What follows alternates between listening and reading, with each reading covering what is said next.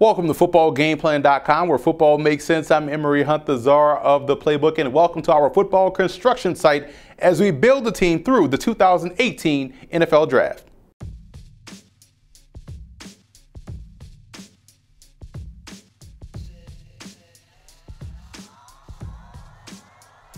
You always hear others say that this particular draft is weak, or wait until next year to take this particular position, or the draft is an inexact science. Well, we at Football Game Plan believe that all three of those statements are huge myths, and we are here to show you why, as we will infuse talent onto each NFL team to make them better. First, let us all get familiar with the mock draft rules. Number one, these mock drafts will be utilizing the grading system at Football Game Plan Scouting. So yes, some of the players will probably be graded higher or lower than what is seen elsewhere, which is why you will probably see some players in the later rounds or earlier rounds than they will actually go. Which leads me to my second point. These picks are based off what I would do as the GM, not based off what I think will happen or what will happen, of what I've heard. They're based off what I would do if I were the GM, based off what I perceive the team needs to be. And finally, it's just a mock draft. Sit back, relax, and enjoy the video. Also, to check out those rankings or gradings of these prospects, visit the website at the bottom of the screen.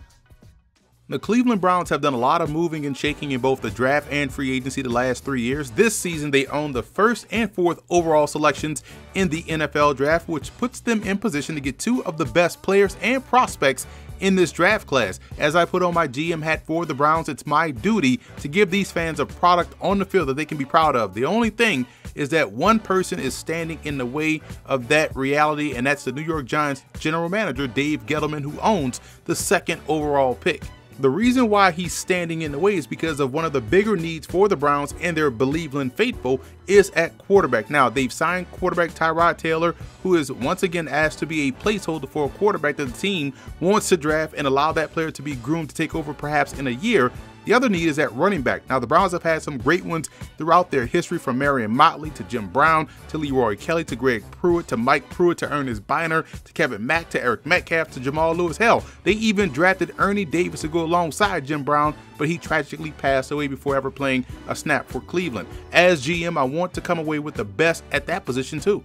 Now, here's the other problem. Because the Giants are the wild card, they also open up the door for these other guys and their teams as well, all of which could be in the market for a quarterback, just like the Giants could be. That's four possible options that could come in between my Believeland dreams for the Cleveland Browns. And as GM, I know who the best quarterback in this draft is, but all I hear from the media, fans, fanalists, radio pundits, and the Twitter is how great the quarterback class is. And if you don't get one now, when will you ever get one?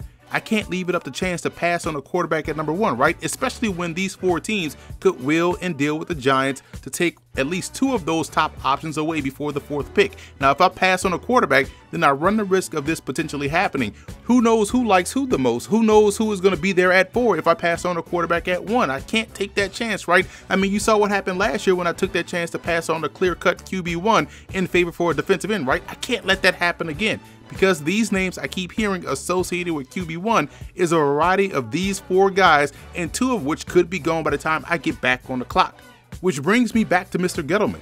The Giants could legitimately take any one of these four. They could take the best back in the draft and Saquon Barkley. They could even take us back to 1946 and take a guard with the second overall pick. Gettleman really holds the key to the 2018 NFL Draft for the Cleveland Browns. Again, I know who the best quarterback in the draft is, so I'm willing to roll the dice and take the best running back in the draft and Saquon Barkley out of Penn State. Barkley will give the Browns their next great back that they've longed for. He's a complete package that can score from anywhere on the field in any possible way, as a runner or also as a receiver. I know there's a train of thought that you can't take a running back at number one because there are just other running backs that are just as good. You get those guys later. I'm sorry.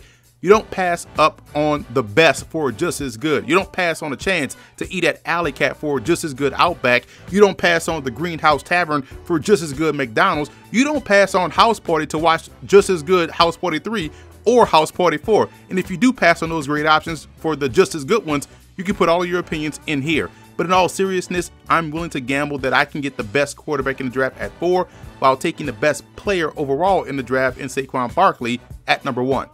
And the best quarterback in the draft is still there at number 4 in Lamar Jackson out of Louisville. Jackson is the ultimate threat at the position that strikes the fear of Jesus in opposing defenders and defensive coordinators. Jackson can attack all 3 levels of the field in the passing game and has the ultimate get-out-of-jail-free card in his ability to take off and run.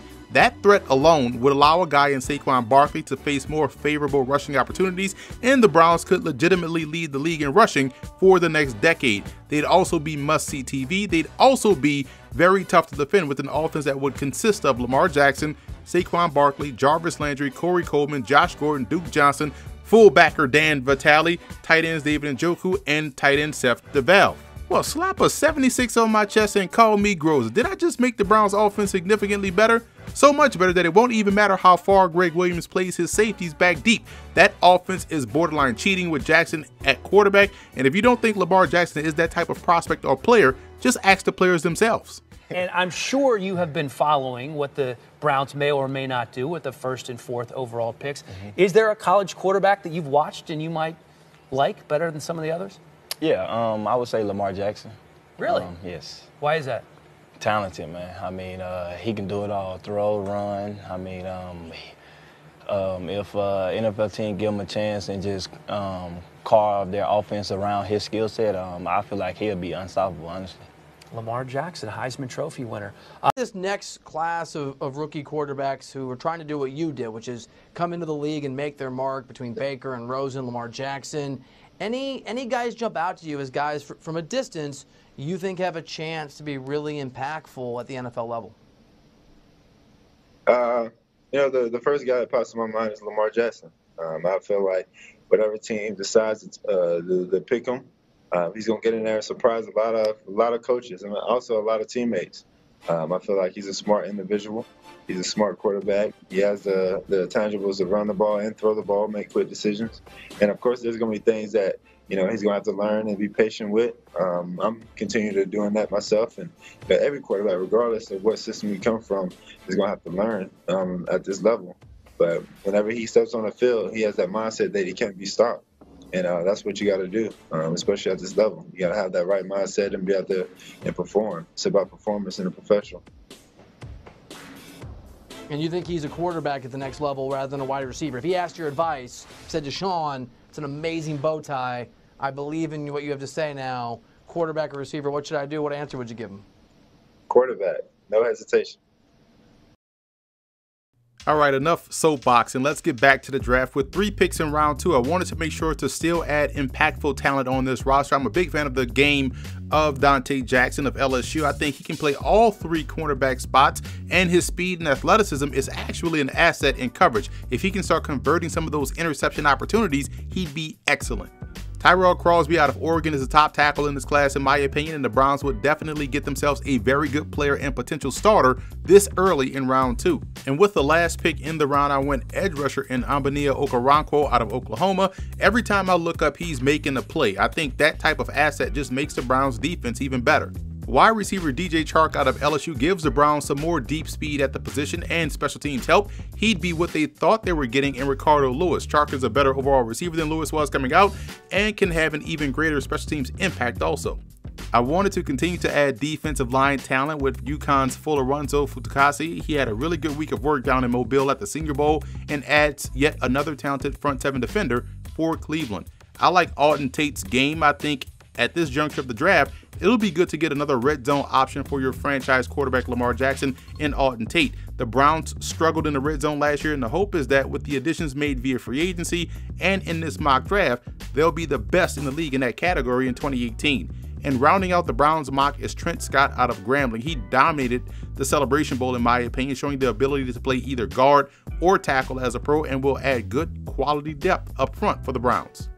So that's a wrap for this edition of Building Through the Draft. If you want to watch our other NFL Team 7-round mock draft videos, as you should, be sure to subscribe to us on the YouTube channel at youtube.com/footballgameplan, where you can also catch all of our FBGP scouting prospect ranking videos, and also subscribe to Football Game Plan podcast on iTunes and check out the Scout Team podcast.